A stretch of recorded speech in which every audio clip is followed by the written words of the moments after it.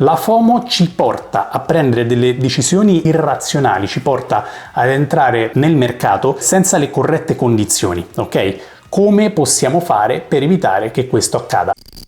Che cos'è la FOMO e perché bisogna essere capaci di riconoscerla e di gestirla? In questo video, ragazzi e ragazze, parlo della FOMO, ovvero la Fear of Missing Out, che è quella sensazione di ansia che il trader prova quando ha paura di essere escluso da un movimento di mercato, ha paura di non riuscire a entrare in quel movimento di mercato, a piazzare il suo trade, a portarsi a casa il guadagno, e quindi ha quella sensazione di ansia, quella volontà di entrare il prima possibile per paura di perdere l'opportunità di guadagnare, per paura di essere escluso dal movimento di mercato, e questo poi ci porta a delle decisioni irrazionali e, nella migliore ipotesi, entrare male, quindi a un prezzo sbagliato, quindi guadagnare poco rispetto a quanto potevamo guadagnare. Nella seconda ipotesi, entrare male e quindi andare in stop per poi vedere la nostra operazione andare in profitto, ma ormai per noi si è chiusa in stop. Quindi nel video di oggi parlo della FOMO e di 4 punti fondamentali per riconoscerla e governarla. Questo video fa parte della mia serie di video sulla gestione delle emozioni che trovi sul canale, metto da qualche parte qui in alto, in basso la serie. È una serie pensata appunto per dare delle informazioni pratiche su come riconoscere le emozioni e su come governarle, visto che la psicologia del trader è fondamentale e la gestione delle emozioni è fondamentale per poter essere profittevoli nel lungo termine. Probabilmente è il punto più importante che un trader deve riuscire a gestire per poter portarsi a casa profitti nel lungo termine. Io per lungo termine parlo di anni, quindi fare in modo che il trading sia effettivamente la propria professione. Veniamo a noi. La FOMO ci porta a prendere delle decisioni irrazionali, ci porta ad entrare nel mercato senza le corrette condizioni, ok? Come possiamo fare per evitare che questo accada? Punto 1. Avere una chiara strategia di trading. Dobbiamo sapere cosa stiamo facendo, perché lo stiamo facendo e se ci sono le condizioni per farlo. Dobbiamo avere una strategia che sia costruita per considerare diversi scenari di mercato e di conseguenza poter operare sia con un mercato direzionale rialzista sia con un mercato direzionale ribassista. Quindi punto 1, dobbiamo avere una strategia chiara. Perché dico che dobbiamo avere una chiara strategia? Perché se la nostra strategia ci dice che dobbiamo entrare con X% di sconto dopo un movimento violento del mercato, noi dobbiamo rispettare la nostra strategia. La FOMO cosa ci porta a fare?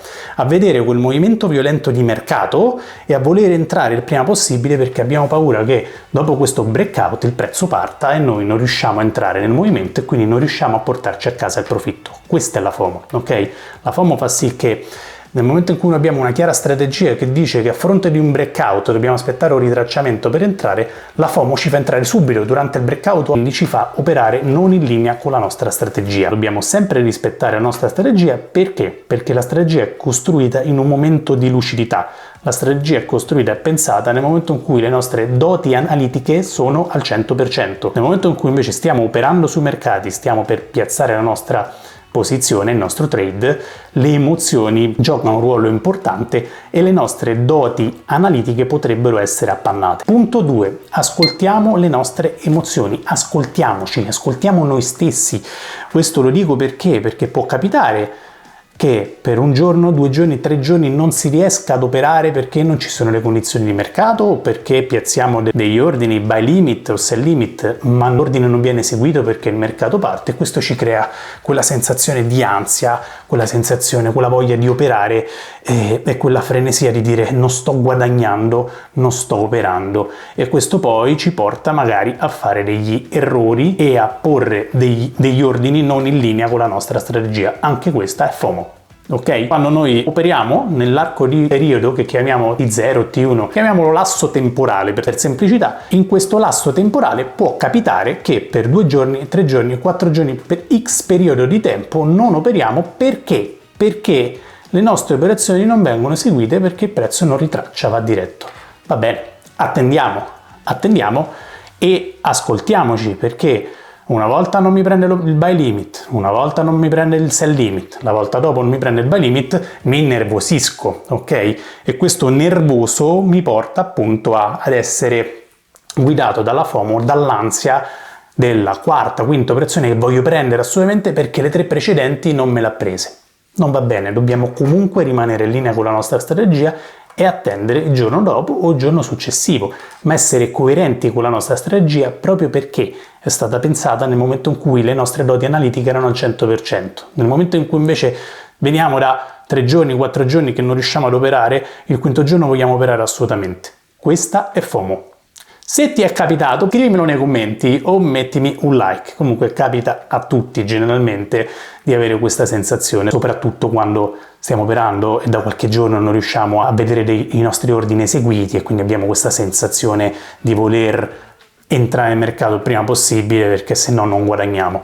Ecco, ascoltando questa sensazione, preveniamo di fare scelte irrazionali che poi ci portano a degli errori. Terzo punto da considerare è limitiamo le nostre size alle size che abbiamo pensato nella nostra strategia. Faccio un esempio pratico, per chi è iscritto al mio canale sa che io faccio tantissimi esempi pratici proprio per entrare nella realtà, per entrare nella quotidianità dell'operatività, ok? E se non sei iscritto o non sei iscritta al mio canale, iscriviti adesso, basta cliccare il tastino che sta qui in basso a sinistra, dovrebbe essere, così da vedere tanti contenuti che sicuramente ti piaceranno. Torniamo a noi. Il punto qual è? Le size. Ipotizziamo di avere una strategia che prevede di fare operazioni con size 0,5%. Ognuno piazza le size in base alla sua strategia. Ho fatto un video che trovi nel canale che parla di come pensare alla size corretta. Il punto qual è? Dico un numero a caso. La tua size è 0,5. Ecco, nel momento in cui vedi che stai per piazzare un'operazione e dici vabbè, dovrebbe essere 0,5, questa volta la faccio da 1% perché sono proprio sicuro che andrà in profitto, quella è FOMO, ok? Quella è l'ansia di voler guadagnare, è l'ansia di voler portarsi a casa il profitto il prima possibile, è un'emozione che ti porta a spostarti dalla tua strategia e quindi a prenderti dei rischi che non sono in linea con quanto hai pensato e con quanto hai costruito dal punto di vista strategico, ok? Quindi teniamo sempre a bada le size e lavoriamo con size che siano in linea con la nostra strategia. Se abbiamo pensato che la nostra strategia è una size da 0,5%, lavoriamo con size 0,5. Se la tua size è 1% per questa determinata condizione di mercato, anche se stai aspettando quell'operazione da 4 giorni, quando la piazzi la devi piazzare da 1%, non da 2 o da 3 perché la stavi aspettando da tanto. 1%, come da strategia. Quarto punto, che penso sia il più importante di tutti, non facciamoci deviare dai social network. Nei social network in questo periodo storico si vedono tanti video di ragazzi o di ragazze che fanno vedere di guadagnare 5.000 euro con 5 minuti o di guadagnare 5.000, 10.000, 15.000 euro in un giorno.